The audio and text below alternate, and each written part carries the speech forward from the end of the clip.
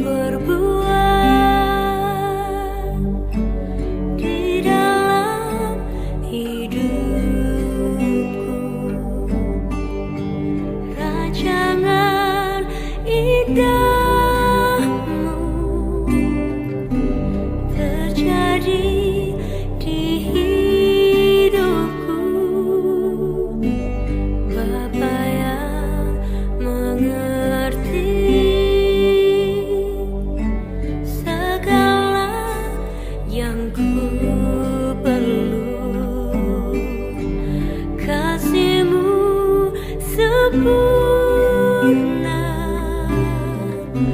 nyata dalam hidupku. Ku bersyukur Bapa, ku bersyukur Tuhan buat kasih setia-Mu di dalam hidupku. Ku bersyukur.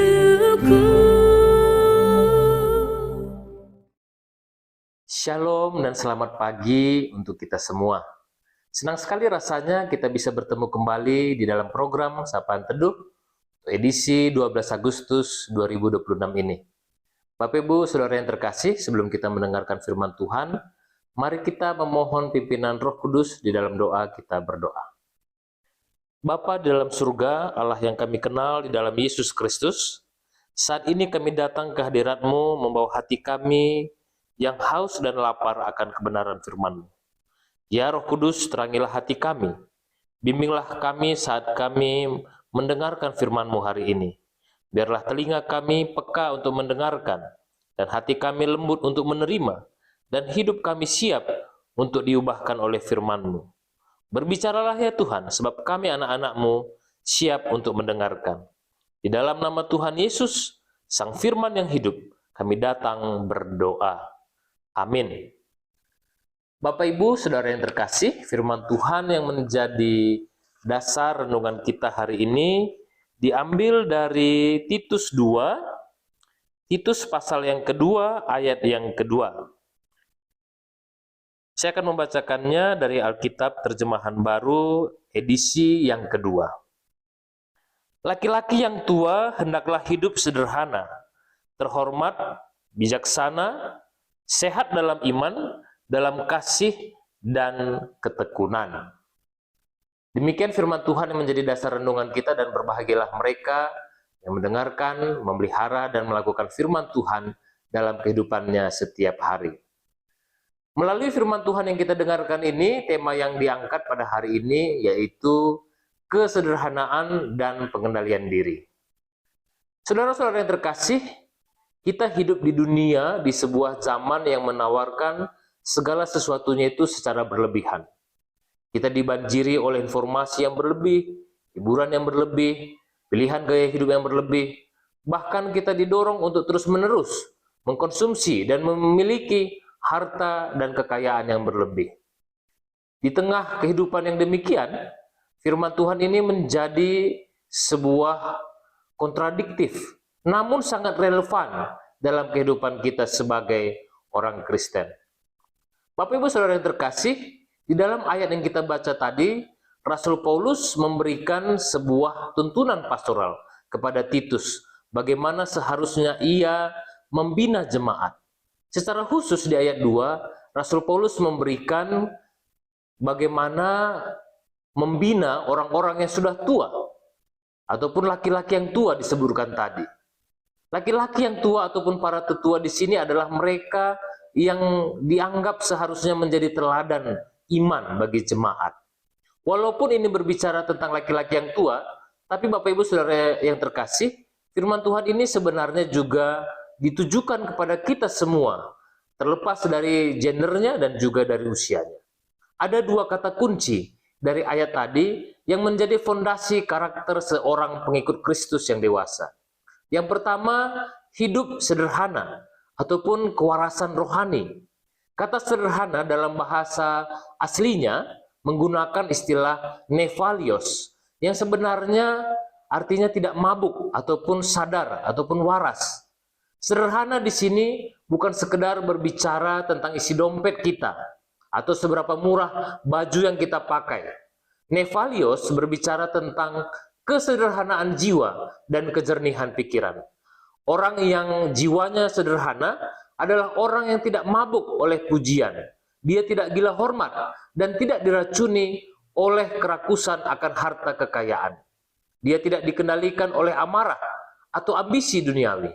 Selain itu, di tengah dunia yang sering memaksa kita untuk bersikap reaktif, bersikap emosional dalam menanggapi sesuatu, melalui sikap hidup yang sederhana, Tuhan memanggil kita untuk memiliki pikiran yang jernih. Kesederhanaan adalah kemampuan untuk berkata cukup, cukup dengan apa yang Tuhan sediakan, dan berfokus kepada apa yang benar-benar penting dan bernilai kekal di hadapan Allah. Kemudian, fondasi karakter yang kedua yaitu bijaksana. Kata bijaksana dalam terjemahan lain sering diterjemahkan sebagai tahu mengendalikan diri. Pengendalian diri adalah rem cakram bagi jiwa kita. Betapa seringnya kita tersandung bukan karena kita tidak tahu mana yang benar atau mana yang salah, tapi karena kita gagal mengendalikan diri saat godaan itu datang kepada kita. Kita gagal menahan lidah saat marah. Kita gagal menahan keinginan mata ketika kita scrolling dan juga berbelanja di aplikasi online, ataupun mungkin ketika kita berbelanja secara langsung di mall ataupun di pasar. Kita gagal menahan jari kita saat ingin menulis komentar yang menyakiti orang lain di media sosial. Bapak Ibu Saudara yang terkasih, pengendalian diri bukanlah tentang menghilangkan emosi ataupun tidak bisa marah atau membelenggu diri dalam aturan yang kaku. Pengendalian diri adalah buah dari kemerdekaan yang sejati melalui pertolongan Roh Kudus. Orang yang bisa mengendalikan dirinya artinya ia telah terbebas dan merdeka dari perbudakan hawa nafsu. Dan kita membiarkan Roh Kudus menguasai kemudi hidup kita. Kita menjadi tuan atas respon kita. Bagaimana dua karakter ini bisa kita lakukan dalam kehidupan sehari-hari? Bapak Ibu Saudara yang terkasih, kita dapat melakukan firman Tuhan ini di dalam kehidupan pribadi kita dengan memulai dari hal yang kecil. Latihlah diri untuk berhenti sejenak sebelum kita mengambil sebuah keputusan. Atau sebelum kita membeli sesuatu, mari kita berpikir jauh ke depan. Atau sebelum kita membalas perkataan orang lain yang bisa menyakiti kita, mari kita tanyakan diri kita sendiri. Apakah respon yang saya berikan lahir dari kejernihan pikiran dan juga pengendalian diri? Atau hanya sekedar memuaskan emosi dan amarah kita? Di saat kita menjalani kehidupan kita berkeluarga, mari kita melakukan firman Tuhan ini dengan menjadi teladan kesederhanaan. Ajarkan anak-anak dan juga cucu-cucu kita bahwa kebahagiaan tidak diukur dari seberapa banyak harta dan kekayaan yang kita miliki, melainkan dari seberapa besar damai sejahtera Kristus bertahta di hati kita sehingga kita mampu bersyukur.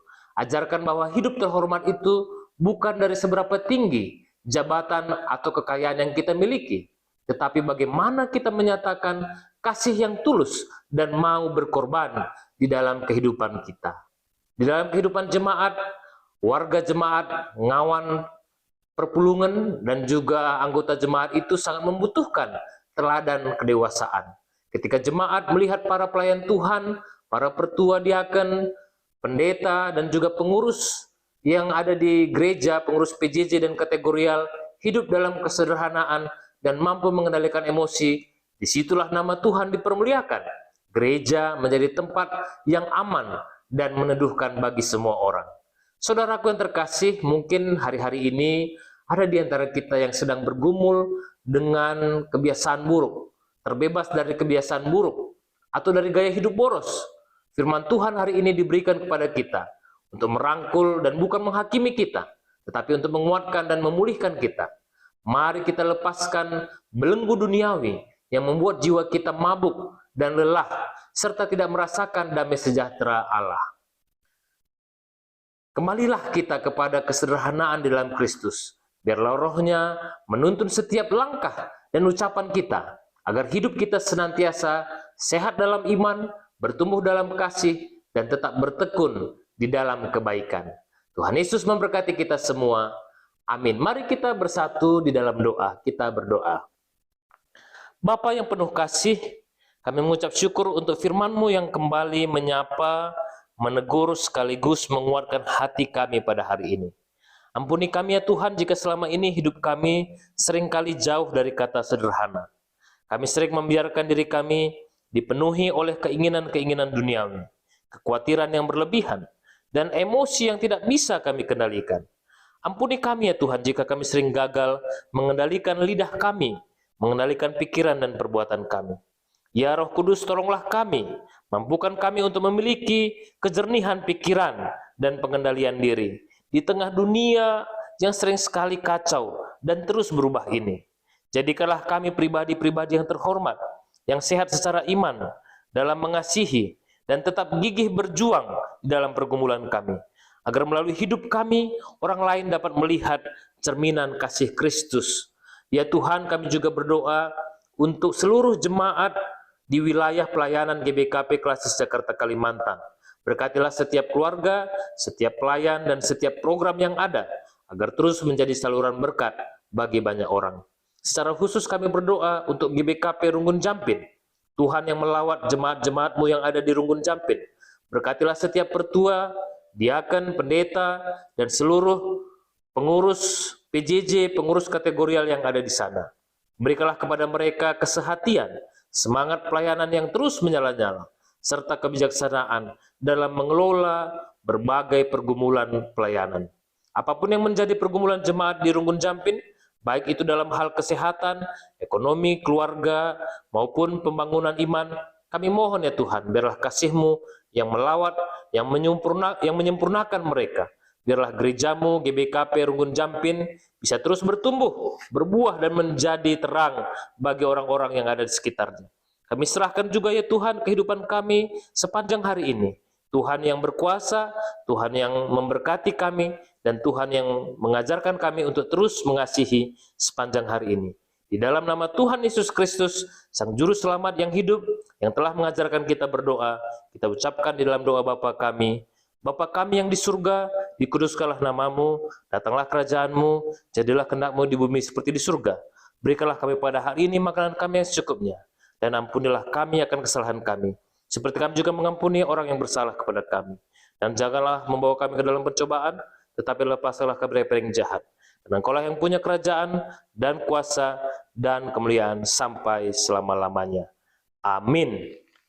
Demikian sapaan teduh kita pada hari ini. Tuhan Yesus memberkati kita dan tetap memberikan kita kesehatan.